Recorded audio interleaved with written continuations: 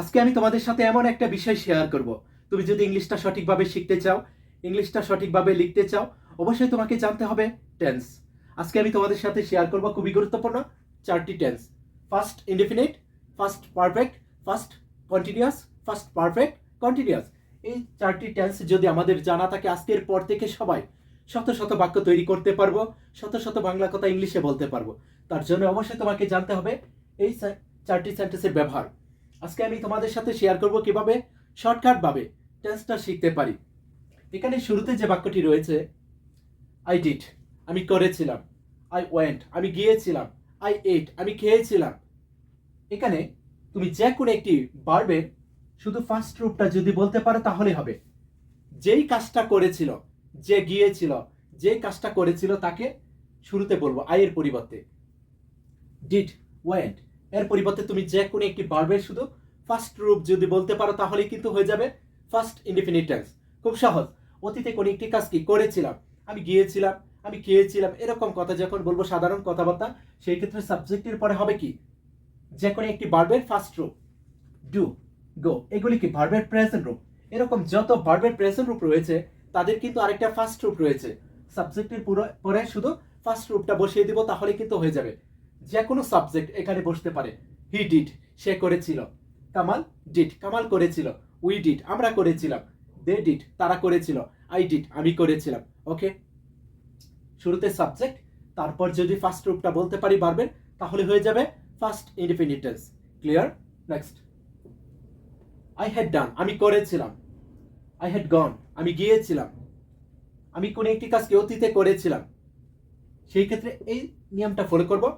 First perfect টেন্সের ক্ষেত্রে শুরুতে সাবজেক্ট, শুরুতে কি সাবজেক্ট, তারপরে দিব হ্যাড, হ্যাড দেওয়ার পরে ডান, গন এরকম যে কোনো একটি ভার্বের ফার্স্ট পার্টিসিপাল রূপটা যদি বলতে পারি তাহলে হয়ে যাবে first perfect tense. First perfect tense, first indefinite, সাবজেক্টের পরে শুধু ভার্বের ফার্স্ট রূপটা বলবো, অবজেক্ট থাকলে ফার্স্টে বসিয়ে দিব। ওকে, আর ফার্স্ট পারফেক্ট টেন্স হলো সাবজেক্টের পরে হ্যাড, সাবজেক্টের পরে হবে কি হ্যাড, তারপরে যে কোনো একটি ভার্বের ফার্স্ট পার্টিসিপাল রূপটা বলবো, 3 নং রূপটা। Do, did, done. Go, were, গন।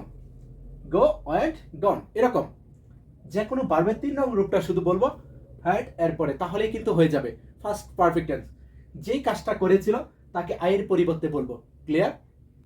এই দুটি টেন্সের ক্ষেত্রে আমাদের অনেক সময় ঝামেলা হয়। একটা বিষয় মনে রাখতে হবে যে অতীতকালে দুটি কাজের মধ্যে যে কাজটা আগে ঘটেছিল সেটা হবে ফার্স্ট পারফেক্ট টেন্স, আর যেটা পরে হয়েছিল সেটা হবে ফার্স্ট ইনডিফিনিট টেন্স। ক্লিয়ার?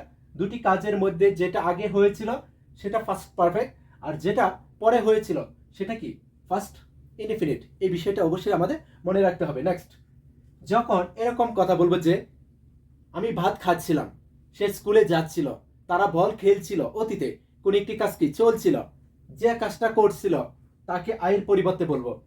তারপরে এখানে ওয়াজ অথবা ওয়ার হতে পারে সাবজেক্ট অনুযায়ী, এই বিষয়টা মনে রাখতে হবে। শুরুতে সাবজেক্ট, তারপরে ওয়াজ অথবা ওয়ার, তারপরে যে কাজটা করব, এরকম যত ভার্বের প্রেজেন্ট রূপ রয়েছে তার সাথে শুধু আইএনজি যুক্ত করে দেব তাহলেই হবে।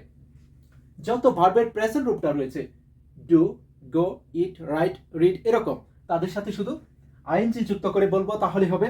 শুরুতে সাবজেক্ট, তার সাথে দেখবো ওয়াজ হয় নাকি ওয়ার হয়, তারপরে শুধু এরকম ভার্বগুলি ইউজ করব। ডু এর সাথে আইএনজি যুক্ত করেছে, হয়েছে কি doing, going. Clear? I was doing, আমি করছিলাম। আই ওয়াজ গোয়িং, আমি যাচ্ছিলাম। আই ওয়াজ ইটিং, আমি খাচ্ছিলাম। হি ওয়াজ ডুইং, সে করছিল। ইউ ওয়ার ডুইং, তুমি করছিলে। উই ওয়ার ডুইং, আমরা করছিলাম। দে ওয়ার ডুইং, তারা করছিল। ক্লিয়ার?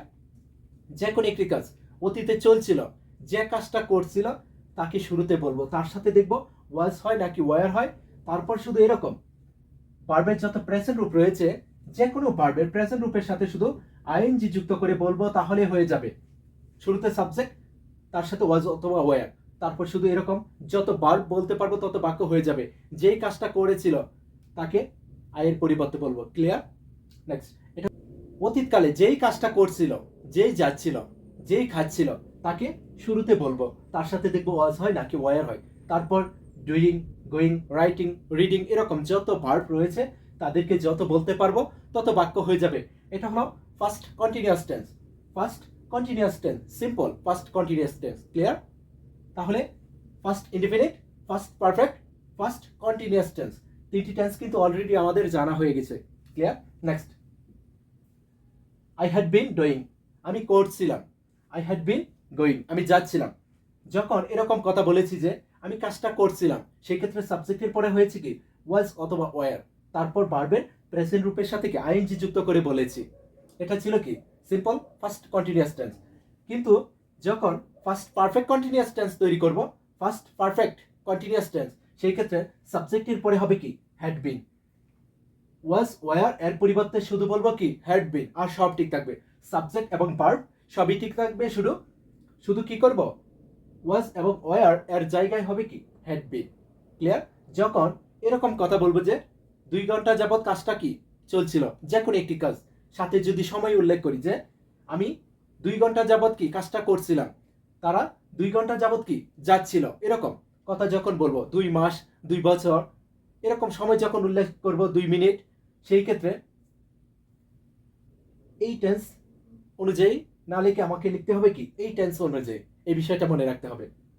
তখন এভাবে লেখা যাবে না, লিখতে হবে কি সাবজেক্টের পরে হ্যাড বিন, সাবজেক্টের পরে কি হ্যাড বিন, তারপরে ভার্বের যত প্রেজেন্ট রূপ রয়েছে তার সাথে আইএনজি যুক্ত করে বলবো, তাহলে হয়ে যাবে শুধু ওয়াজ এবং ওয়ার এর পরিবর্তে হবে কি হ্যাড বিন। যখন কোন একটি কাজ চলছিল বলবো, সাথে একটা সময় উল্লেখ করব, সেই ক্ষেত্রে ওয়াজ ওয়ার এর পরিবর্তে বলবো শুধু হ্যাড বিন, তাহলেই কিন্তু হয়ে যাবে আই ওয়াজ ডুইং, আমি করছিলাম। I had been doing for 2 hours, আমি 2 ঘন্টা যাবত কি করছিলাম। I had been doing since morning, আমি সকাল থেকে কি কাজটা করছিলাম। এরকম যখন সময় উল্লেখ করব সকাল হইতে 2 ঘন্টা যাবত, 2 মাস, 2 বছর, 2 সপ্তাহ, সেই ক্ষেত্রে বলবো হ্যাড বিন, সাবজেক্টের পরে হবে কি হ্যাড বিন। এই বিষয়টা শুধু আমাদের মনে রাখতে হবে। এভাবে যদি শিখতে পারি, আশা করি সবাই ইংলিশটা পারবো। এটা কি ফার্স্ট পারফেক্ট কন্টিনিউয়াস টেন্স, আর এটা সিম্পল ফার্স্ট কন্টিনিউয়াস টেন্স। এটা কি সাবজেক্টের পরে হ্যাড প্লাস ভার্বের 3 নং রূপ ফার্স্ট পারফেক্ট টেন্স, সাবজেক্টের পরে ভার্বের ফার্স্ট রূপ ফার্স্ট ইনডিফিনিট টেন্স। আর এই দুটি টেন্সের ক্ষেত্রে ভার্ব সেম, একই। ওকে, তাদের প্রেজেন্ট রূপের সাথে আইএনজি যুক্ত করে বলতে হবে শুরুতে যে কোনো সাবজেক্ট। যখন বলবো কোন একটি কাজ সাধারণভাবে কি চলছিল, আমি যাচ্ছিলাম, তারা খাচ্ছিল, এরকম কোনো সময় নেই, সেই ক্ষেত্রে সাবজেক্টের পরে ওয়াজ অথবা ওয়ার। যখন সময় উল্লেখ করব, সেই ক্ষেত্রে হবে কি হ্যাড বিন। এই বিষয়টা শুধু আমাদের মনে রাখলেই হবে, তাহলেই কিন্তু পারবো। আশা করি ক্লাসটি তোমাদের খুবই কাজে লাগবে।